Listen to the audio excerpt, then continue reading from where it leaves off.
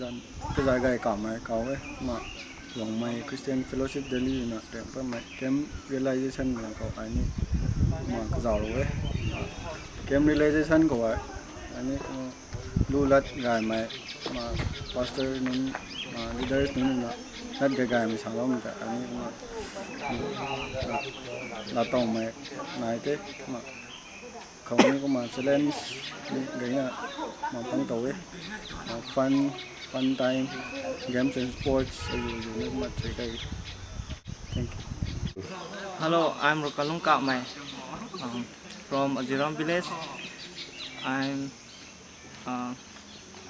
I should say it's a great privilege for me to join this camp. And from this camp I learned so many things, and one of the most important for me is that I realized about how value it was that God has given my life, that I live in the likeness of Christ, and I should shine out and reflect the life of the Christ to the people around me and to the non-believer, or wherever I go I should be as a messenger and should be a good example of Christ. And I want to say that in the next years to come, or maybe next time, I would like to join this type of camp again, and I want to encourage this type of camping and Bible study. Thank you so much. Azan ơi na zingam po ai long mai mi Delhi ko sẽ làm quất mà camping ta khang quất tông cũng thế cái đầu đã gà ní sao thì lâu thế cũng là làm camping ta mà găng rập lẹ khẩu đao xí mấy sao mà cụ rèn này nay sao mà ta thế ta dẹp rập năn ní vung gà mà rập ông ta opportunity cái đâu nay mà mình sự thế tại ní ai leader suy có bỏ lo khang chẳng ngoài cũng như kia cũng nói là rạc lắm mà cái này tôi cho cũng nói là mà tiếng phá lắm mà sao mà rạc lắm mà thế xem rồi số thế mà ta leader suy nó phải nó học thông qua nó game khâu là tàu mà sao mà cô lô ní thay thế entertainment mà sai interaction những cái đâu tàu thế silent arts của ní đi đâu nó khâu ta có mấy tổng phần tiền làmคนนี้มันลงนี่ก็ละต่อมซ้ำก็ไทยต้องปันตีลงดีแต่นิ่งเต่าด้านน่ะลาวงการก็แต่นิ่งเต่าด้านน่ะลงนี่ก็ไปทางละต่อมได้คุณนึกเก๋ all the best next time campers ไปก็เดี๋ยวเล่าไม่ก็นะตาอาจารย์รีรับช่วยกับมันถูกไหมมาเดี๋ยวนี้เขาหลงไม่พิเศษ fellowship เขาหน่วยสารสน assistance นะบอกตรงนี้สิตอนนี้เนี่ยตรงเกมกันให้ต่างตรงเกมเขาเกม coordinator ส่วนนี้ก็มาตัดดำหัวแท้เมื่อเราไม่ตรงเกมเขาไปหน้าระหว่างตรงเสียมกันไม่เพิ่งตัวเว้ยเมื่อตอนนี้ไว้ตรงเกมตัว activities ก็ไว้ให้ไปนะตรงการเข้าไม่ตรง activities เซ่นะก็มาสักเว้ยเขาคุยเท่านั้นนี่ว่าใส่ด้วยเนี่ยงั้นนะนี่ไว้ของไปนะบุญแห่งตรงลำคนนี้ทริปลบไม่ตรงลำคนนี้ question hour คนนี้รู้ซ้ำในเขานี่ก็บ่อยนะฮะนี่ไว้ของ challenging ส่วนไม่ตรงเกมแท้ก็นักได้ส่วนน่ะเกม realization ตัวไม่บ่อย pastor เลยกันนี่ pastor จูดา pastor จอร์เจียนก็นี่ไว้ resource ส่วนรู้ตรงจะจางอ่ะคนนี้ choreography ก็ไว้นั่นเลยนะนี่ไว้ของใจเราไม่ก็ไว้นะฮะไปนักขังเกมเขาไม่ตรงเกมแท้ผมนะไม่ตรงเกมลง realization ลงกว่านี่ไว้ตรง silent period ตัวไม่นี่ไว้ของกายไม่ตรง introduce ลงไม่ตรงpoint ขัด section ขัดเลยคนไม่ตรง period เขานี่ไว้ของไปนี่ realize to myself ตรง examine ส่วนน่ะนี่ไว้ตรงปันทีเขาคันนี้ระบบตรงบันเสียมเขาเฉลี่ยไม่ตรงระบบเนี่ยก็สิไม่ตรงกับดำกายไม่เขาผมหลายนี่บูน่ะไม่ตรงกับกันแต่ระบบตรงเสียมกายไม่เพิ่งตัวไว้ผมไม่ตรงเกมให้ไปนะครับกายไม่ตรงเท่แต่น่ะก็มาลุมล้มไม่ก็ไว้นอกก็มาเรียนเราเนี่ยกวางนี่ไม่ตรงเกมเหมือนเขาไม่ไว้นี่เลยน่ะเนี่ยล่าไม่ตรงกับดำที่นี่ก็จะเอาตะขังกระมเขามา last year แต่ก็ไม่แคมเปอร์สังไว้ก็จะเอาโมเมนต์นึงไว้แต่next year คนนี้แต่ตะขังกระมหลบวัวไม่ตรงเกมให้นิ่งๆไปนั่นไม่สวยอาจารย์ในการดิ้งก็มีเขาเว้ยไอ้ผมพูดทาง local project เลยก็มีแค่ในเดลีก็ริบซ้ำกันถึงก็มาพูดตรงนี้ตาผ้ามันก็มาตัวเกม realization ก็สู่กระจายมาทั้งตัวเลยไอ้มันก็รู้ผมจะได้ทั้งคู่ก็มีแต่ยังไงทั้งตัวมีทั้งตัวอันนี้CFD ตรง leaders กันนี่ members ก็ไอ้ก็มีตรงไงก็ไม่เกมให้ organize ส่วนมันเป็นตัวทั้งคู่ตรงนี้ na ai na ni tong kem lung koไปna experience เว้ยตรง first experience กันนี่เองที่ตรงเกมนุ่งเขาไปเรียนสุดจัดนุ่งใหม่ไปนะ experience เว้ยชาวพิการเขา silent moments ก็ไม่นู่นไว้ระวังตรงน้ำเย็นนี่ก็มานู่นไว้ตรง life เขาสรุปแล้วไม่ก็มีตรงตัวให้ meditate สุดนี่กันให้ละตัวเว้ยมา choreography สุดตัวเว้ย games and sport interaction art ก็มีตรงไปนะนี่กันละตัวมีไปในล่างนี่ก็มาละตัวเว้ยนะ game realization ตรงทีมก็เว้ยนะ Roman chapter 8 31 to 39 ลงก็เว้ยนะระวังตรงลำเจียนนิ้วระวังเว้ยนะนิ้วไว้แต่ปัดลงมือเกตในตรงลำกูไปนะท้ายไกลกูเว้ยนะก็มาระวังลำเจียนก็นิ้วไว้เตะนะrealize เว้ยคันนี้ระวังเลยนะระวังเลยอันให้กับเขาคัดสิ separate สุดงามนี่ตรงทำเพื่อทำตรง security ไอ้ก็มาละตัวเว้ยนะ next time กูมีตรงเกมก็ไว้ก็มาซื้อไอ้กระเจ้าตรงกระเจ้าโตตรงน้ำของไอ้วิสเว้ยมีไว้นะไอ้นี่กูมากระเจ้าลูกของไอ้ encourage เว้ยอาจารย์น่ะพอใจเรียนไหมเดลี่เขาอันนี้มาตอนน่ะบางวันตรงนี้มาเสด็จตรง2017ตรง Realisation Game เขาอันนี้กระเจ้าเราได้น่ะไปน่ะสุยามนี้ได้นำพังเต่าเลยก็มามีตรงปันจีหลังคนนี้ตะการมีการเขาคัดนี่แต่ปะวันตรงกับเว้ยนั่นหลังเขา Realisation ตรงกันนี้ก้อยนำพังเต่าเว้ยก็มา next year นี่มวยน่าตาเต่ามั่งมวยน่าตาตะไคร้ก็มา experience แต่ว่าคุณใช้ปั๊มปังนี่เรียวเต่าไม่มองปังตัวนี้มวยน่าเรียวไปน่าก่อนฮะแก see you next hi อาจารย์น่ะอาจีน่าแกงไหมอันนี้เดลี่เขาตอนน่ะบ้างตรงเทก็มา last year ตะแกมตอนนี้ฮักน่ะตาเต่ามั่งthis scam หัวตาเดนี่แห่น่ะบุคคลหัวเฮน่ะสุดที่หล่อๆนั่งตรงแห่ก็มา my name is หน่วย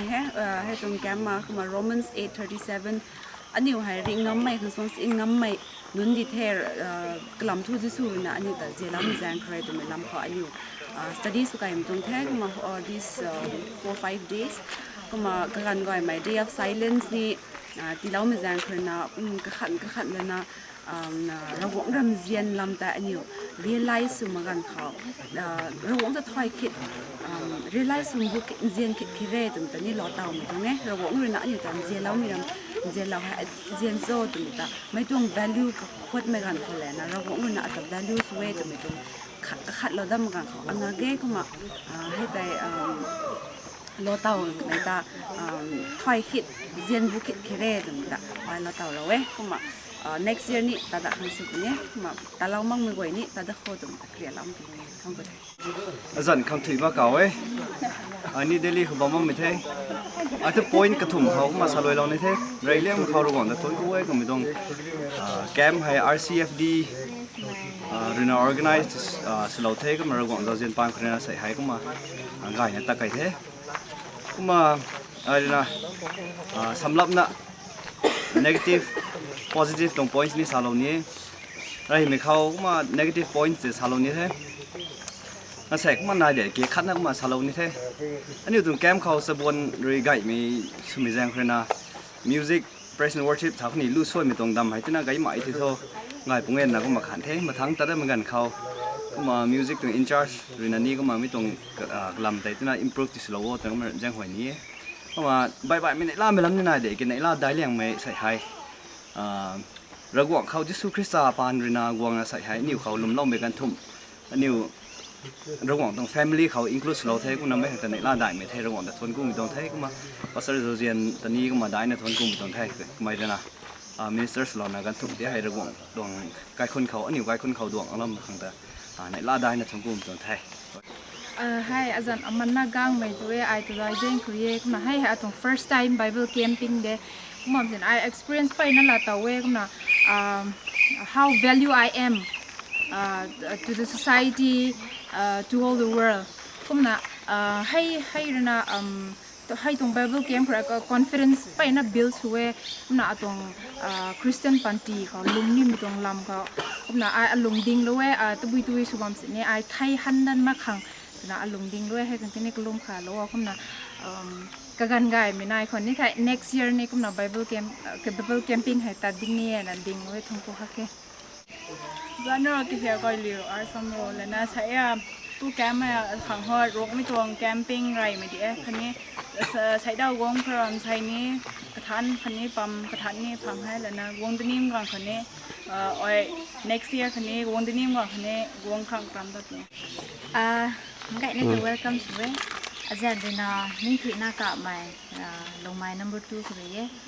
kumna rai lia mo kho ni pastor khani leaders na ba mai RNBA เขาเซอร์จูดาอาจารย์นะอาจีน่าก็ไปแต่ไปเนี่ยทุกคู่เว้มุกุมตรงโปรแกรม every year ร้างนะแปลว่ามีหาก็นะ Bible game ซ้ำมีหาไอใส่ด้วยนะ daily เขาสูงเพราะไรเลี้ยงไม่ดีเหรอก็นะมาราไม่ตัดนะบ่ไม่ตัดซูวิโซติเกมาข้างกระจายมากไม่ใช่ไรนะthis time นั่นที่ข้าง first time I join slow ตัดลงมาข้างไปนั่นเราแต่ว่าไม่ Bible game หาก็นะevery day every moment ฮะมาข้างลาโตไม่ไปเนี่ยนายผมน่ะกังได้มากันเขาเก่งมันใส่ทกุไม่ตัดนี้สิเนี่ยแต่ง่ำมันนะว่าไม่นุ่นตัดเล่าข้างกระเกนายมุกุไม่เคยนะมุกุไม่ต้องดรัมไก่มันเขาตัดแล้วนะดูเบะไก่มันเขาเจ้าแล้วนะเดลี่เขาตันตัดแล้วนะไม่นุ่งเขาไปนะเต้นสั้นนายนะฟิวเจอร์หัดบุยกังวันสุนีถ้าไม่สิเต้นสั้นนายมุกุไม่ไหวแต่เข้ากักเลยเด้เต้นสั้นคัดสิเนี่ยมาเก้ฟรีเด้ก็น่ะอันนู้นก็ตรง Bible studies รักลุ่มเราไม่พายกุเรนะไม่นุ่งนิ่งเขากังน้ำไม่ดวนเขาเราก็เรียกข้าเราปุ๊บเด้ก็น่ะไม่นุ่งนิ่งราเลยนะลุ่มนะแต่ว่าไม่ใช่ข้าเรานี่เด้ซ้ำแต่ไม่คนลุ่มได้ไม่นายก็น่ะอันนู้นก็Thursday night silent day 11เขานายให้แต่ great silence ช่วยไม่ต้องปันตีเขาก็น่ะมุกไม่ต้องกันให้ใกล้แต่ได้มากันกันไอ้นี่ practice อยู่เนี่ยซ้ำค่ะไอ้ค่ะอารมณ์นิ่งกันดิ่งโนนะบ่แม่ก็น่ะดิ่งมันสิเนี่ยไม่เทียมเรียนนี่ตันสูไม่กันกันเนี่ยไม่กันก็อันนู้นRNBAเขาบ้าไม่ฟังดิ่งไว้กันขังกลุ่มขาดว่าไอ้ค่ะไปนั่น spiritual เขากินส่วนเนี่ยก็น่ะไม่ใช่ไว้กันขังกลุ่มขาดว่าตอน future ทาง spiritual life เฮ้ยแต่มันไงนะทางสารก็น่ะทั้งคู่เทมันไงนะตอนเกมแต่สามโลไม้ตูสามโลไม้จังสามโลไม้จิบสามโลมือไว้แต่มีสุดท้ายเนี่ยคุณน่ะ next year มาไงน่ะตัดอะไรอยู่เด้อค่ะ Hi, I pretty. I came that I didn't expect much, but I've enjoyed a lot. And ni pam guy ni pange like I thought I didn't have anyone I knew, so but I hesitated firstly, but it was fun, and I enjoy a lot. Next time I hope to see everyone again. Hi, Azandroy guy. I got student in Delhiเขาเลยให้ตรงไรยังไม่ตรงไม่การเลยเลยนุ่งไงเขาให้ลูกไงให้ Bible studies กันสบายให้เลยไอ้ไม่ปองเก็บพังไงให้เลย next time กันกระรำปนก่อนอันนั้นเรื่องที่มองไอ้แม่ของเราเว้ยมาไอ้นี่เดลี่เขาตัดต่อมั่งตรงนี้มาใช้ล้วน Bible camp น้อยมาสอบอันนี้สุดที่ไหนก็เป็น Bible camp ของตรงนี้ under the theme of realization เขาอันนี้ตลอดนะเป็นลาฮาเกก็มา next year นี้มีเวทีทัวร์สุดที่เรานะมาตัดต่ออันนี้ทำอาจารย์มันก็ให้ลงกลับมาอีกใช่ไอ้มุมไม่คุยกันตรงนี้ holiday ไหนเนาะ holiday ให้ตัวกันที่มันจะจีจงเท่าที่ก็เราก็ได้ทราบไม่นานเนาะไอ้แคมปิ้งไหนนั่นตัดลมเนาะไปนะตัดตรงตรงไหนไปนะไก่ต้องพูดเลยอาจารย์นาริงคงงำกล่าวมาจะใช่ RCFD หรือนาใส่กลุ่ม2017กลุ่มไม่ตรง Bible Game ตัดปันเทนะสร้างการก่อนนี่ปลานสุดๆนะสตีเราตัดไม่ตรงใช่เพราะมันไม่ตรงตัดไม่ลงเขาไปนั่นเราต้องมีนายใช่ให้ไปใน important ช่วยขันนี้ให้ไปนั่งงำไม่ได้แต่ไม่อัตนี้ realize ที่สุดเราใช่เพราะมันใส่ไม่เป็นบางของเหมือนกันเขา3 number 23ก็เดวิดรีฮีก็ไม่ติดกุมอัตตุงริงไม่ด้วยเขาใจเราไว้นะท่านประธานนี่มันนิ่งปัดให้ก็มาไปนักการไทยสุงริงไม่ด้วยตาเขาลงมันเขาไม่ลงสู้เรียนมา any problem tension นายมา financial relationship ใครขุนตัว problem ก็ไม่ไปนั่นนายมันแต่ไม่ลงนิ่งก็ที่นั่น settle สอนไปนั่นจุดเวลาเต่าไทยไปนักการมีตรงเกมสุดท้ายก็มากุนนี้แต่ถ้าของ plans นะว่าแม่ church นะorganize เราไว้ไทย chargeตัวนี้ทั้งกูมันยิงดาวให้จันรอยปกติงงเรียนมาดูให้มาให้เดี๋ยวแคมปิ้งกันอยู่แต่เรามีขังรำไปนะว่ามันเราต่ำตัวนะฮะมากงตัวนี้มันนี่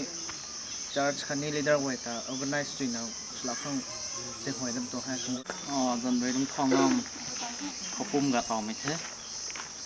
นะเรื่องมาเขาเรากับเพื่อนกูไว้ไม่มาเขาRC AFD ไว้แต่เพื่อนกูตรงนี้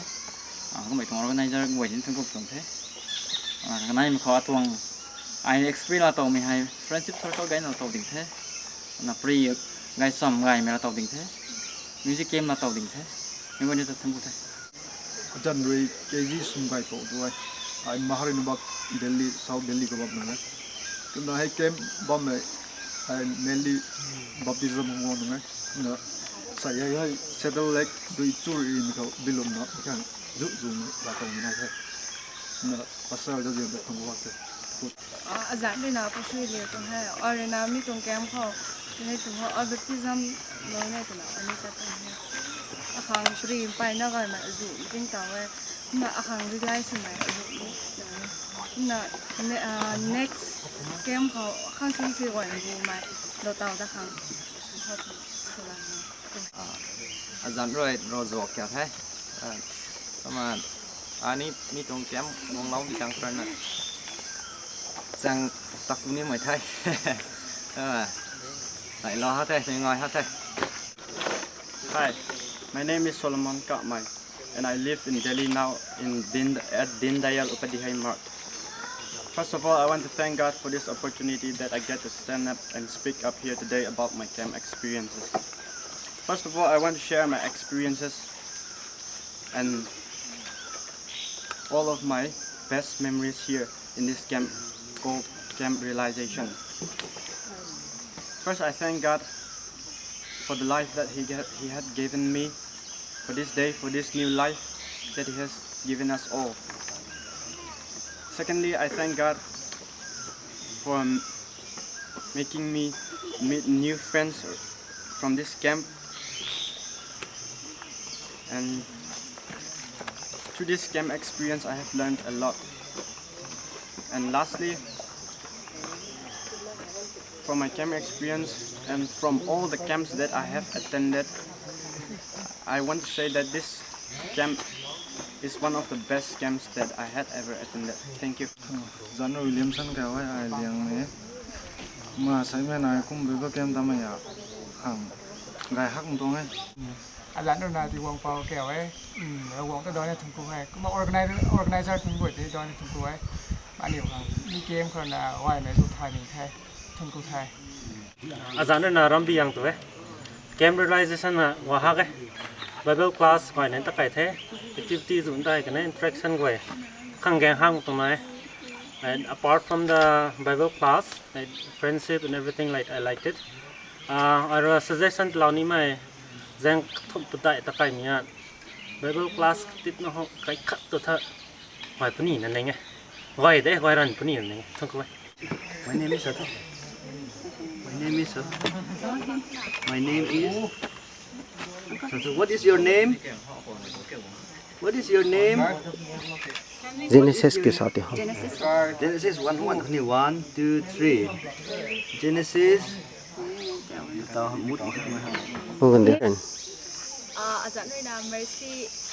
xây cùng RCFD toàn summer game cả hai game sử dụng tài liệu nghe cũng như hai những unit mà hai cũng mà participate lâu mày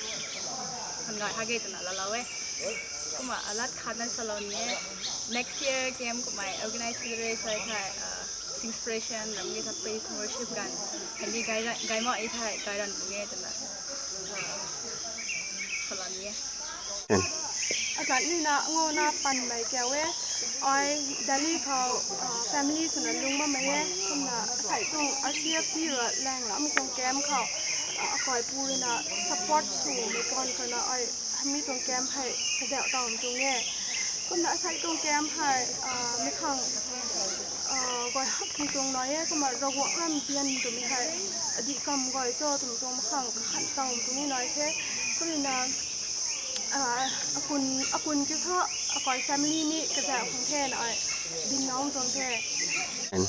เมื่อไก่ตะเขาระวังเราสุดยำล้อไม่สุดเดียว ai azan juda the sai kanai me RCFD tong game kum ni ta taw da the ro la dai na thum ku the kanai me ko church na tong game ta kang program gai me sion da me kham le thum ku the sai kum ni kanai me chuna game realization tong program hai gai na gang me nai lu na sai phau gai na ka kai the na me goi na khau ni tan o me goi ni siam bu na la tong me tong game su da the me hai goi na ko le thum the thum ku the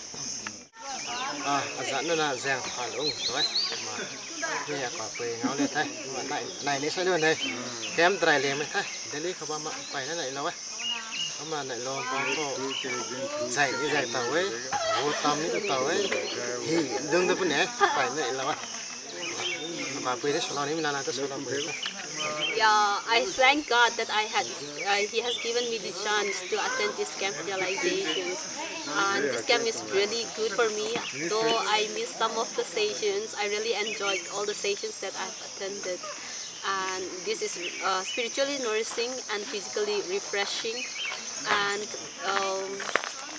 I've learned many things. And one of those things is that like whatever trials and temptations that life throws at me,